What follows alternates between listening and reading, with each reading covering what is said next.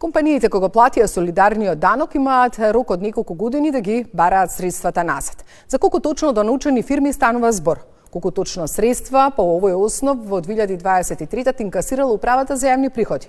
Како да наплатите на даноци почетокот на годинава? Директорката Елена Петрова е гостин во Дневникот во тема на денот. Добро вечер и добре дојдовте. Добро вечер.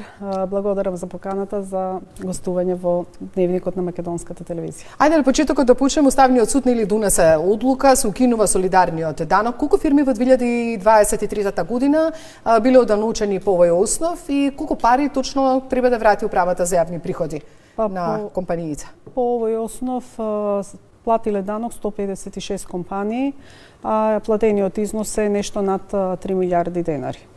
Тие се средства кои што ќе треба во рокот неколку години согласно одлуката на Уставниот суд да им бидат на сметката повторно префрлени на тие. Ќе треба да се реализира одлуката на Уставниот суд. Како се движи наплатата по основ на даноци? Еве да почнеме од почетокот на оваа година. Па со наплатата во месец јануари можам да кажам дека бележиме добар старт на новата фискална година. Од даноците собравме 9,6 милиарди денари, од придонесите 9 милиарди и 100 милиони денари. Со тоа, значи, кај даноците имаме наплатено нешто повеќе од 4% повеќе во однос на јануари 2024 година. Кај придонесите имаме солиден резултат со наплата повисока за околу 20% во однос на минатата година, месец јануари, така да, како што реков, ова можеме да го сметаме за еден добар старт на новата фискална година, во која што не очекува висок буџетски таргет, значи даноците и придонесите кои ги администрира УЈП треба да ги наплатиме во вкупен износ на годишно ниво од 280 милиарди денари или за околу 11% повеќе од наплатата остварена минатата година. Тоа се пари кои што и директно влијаат на растот на самата економија, нели? Секако.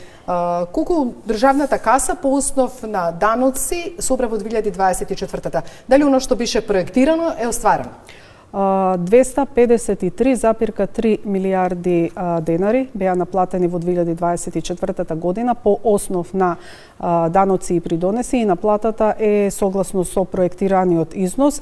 По видови даноци само кај данокот на добивка имавме помала реализација за 4%, меѓутоа тоа ние и го предвидовме и го објавивме во јавноста дека нели оној капацитет што произлегува од основицата за контативно плаќање на данокот на добивка, навреме забележавме дека не може да го од тој капацитет да се соберат приходи колку што беа проектирани. Кај сите останати даноци наплатата е во рамки на планот и кај ДДВ исто? Да, кај сите даноци и е за 15% повисока од наплатата во 2023 година и особено радува фактот што оваа позитивна разлика која во апсолутен износ е над 33 милиарди денари, во поголем дел, значи околу 60% ја остваривме во втората половина од годината, што е резултат нели на посветеноста да веднаш поставувањето на новото раководство во УЈП да обезбедиме поцврста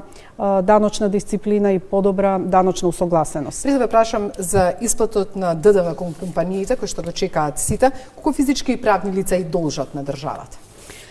Според податоците што ги објавуваме на листата на должници, имаме околу 5000 должници, од кои околу 2000 правни лица и околу 3000 физички лица се останатите. Вкупниот долг на последната листа на должници на овие нели должници е 11,3 милиарди денари и тоа е навистина за препастувачки износ кој говори за ниска даночна дисциплина, меѓутоа, значи ние направивме една подетална анализа и ја објавивме на веб страната на УЈП, значи достапна е за јавноста и за медиумите, во која што на некој начин го демистифицираме овој износ и покажуваме дека голем дел од тие должници се всушност неактивни во смисла на тоа дека нели немаат вработени, не исплаќаат плати, не поднесуваат даночни пријави, немаат уплати на данок. Значи, има ли опомени управата за јавни приходи до нив или евентуално некои санкции? Да, значи во минатото сигурно се превземани мерки за наплата, меѓутоа оно што сакав да го истакнам дека ние треба да се фокусираме и на новите должници кои што се активни, каде што треба да делуваме сега и веднаш, за да не се случи после некое време и тие да престанат да постојат, да го префрлат имотот, да ги префрлат деловните потвати на други основачи и да биде отежната наплатата. А тие нови должници се околу 70, објавени прв пат на јануарската листа, или вкупно околу 800 нови должници објавени во текот на 2024 година и нивниот долг е околу 2,5 милиарди денари. Што значи дека таа листа сега станува поприлично голема, со дополнителни 70.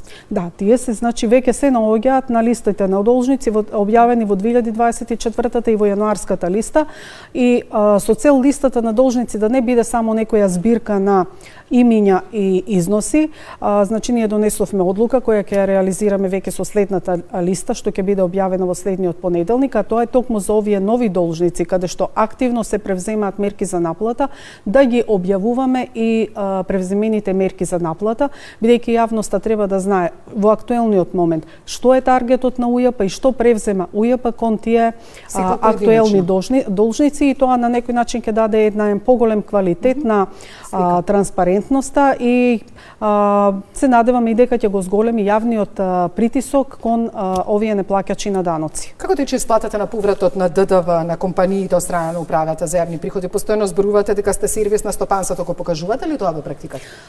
Значи, од почетокот на годината, заклучно со вчерашниот датум, исплатени се 4,5 милиарди денари по основ на поврат на ДДВ и тоа е износ што е поголем во однос на исплатениот во минатата година во истиот период. Во текот на 2024 година исплатени се 34,4 милиарди денари, додека износите што во тој период настанале како обврска за исплата од страна на УЈП или од страна на државата се 35,6 милиарди денари. Значи повратот се реализира во континуитет и да, можам да кажам дека УЈП е сервис на стопанството заради тоа што ние поставуваме цврста динамика која ја следиме во однос на процесуирањето на овие барања, значи не заостануваме во делот на обработки, анализи, контроли, подготвување на налози за исплата. Меѓутоа, ние сме исто така и сервис на државата, мораме да ги заштитиме буџетските средства од злоупотреби со повратот и заради тоа во овој период по моето назначување правиме и поопсежни контроли со поголем опсег на податоци кои што ги разгледуваме, особено податоци од другите органи кои што се во состав на Министерството за финансии, за да детектираме дали имаме даночни обврзници кои бараат поврат, а другите органи имаат за нив сомненија за... Кога сме кај финансиските малверзации, инспекциите ви се на терен, каде најмногу ги има финансиските малверзации кај правните субјекти, па не само кај правните, него и кај физичките лица? Инспекцијските контроли на терен утврдуваат разни видови неправилности, значи кај сите видови даноци, да. Кај прометот има непријавување на прометот или неправилно применување на стапките за оданочување, неправилно применување на даночните олеснувања, неправилен третман на исплатите кои што се даваат кон физички лица со цел да не се прикажат како расходи или да се избегне плаќањето на персоналниот данок. Значи имаме еден голем опсег на неправилности кои што се јавуваат кај даночните обврзници, но нашата цел и определба е да имаме што поголема кооперативност со даночните обврзници и да спречиме, значи однапред да бидат насочени кон правилно пресметување и плаќање на даноците. Бидејќи ресурсите на УЈП се ограничени, ние не можеме сите да ги исконтролираме. Контролите се насочени таму каде што се најголемите ризици, но информациите за правилно пресметување и плаќање на даноците треба да дојдат до даночните обврзници. Ако дозволите, во тој дел би кажала дека пред крајот на минатата година формиравме Совет за даночна усогласеност во кој што кооперативност членки има од управата за јавни приходи и од даночните обврзници, нивните здруженија, асоцијации, советници, консултанти и така натаму со цел заедничко разгледување на даночните прашања и токму во таа насока, значи да се гради едно усогласено разбирање на регулативата, даночната регулатива и нејзината правилна примена. Би сакала кратко само да ми одговорите, колку сивата економија удира по наплатата на овие даноци и така натака? Сите податоци нели од релевантни економски институти, меѓународни организации и така натаму кажуваат колкав е висок процентот на сивата економија во нашата земја, значи нормално дека тука се губат даночни приходи. Борбата или мерките против сивата економија се влезени во стратешкиот план на УЈП и покрај оние редовни контроли за регистрирање, проверка на регистрирањето на готовинските плаќања во трговијата и угостителството, ние веќе започнавме и со други типови активности, ако не се инспекцијски контроли, сепак тоа се активности кои што се на определен вид на надзор кон определени услужни дејности и понатаму ќе таргетираме и други сектори и економски активности кои што се изложени на можност за неформални активности со цел да бидат под засилен надзор. Сивата економија рак рана на стопанството, баран или тука расчистување на овие работи. Во време на бојкот на маркетите во петокот беше устварен намален пробит, евидентно беше од нивна страна, меѓутоа во саботата двојно беше зголемен ден по бојкотот.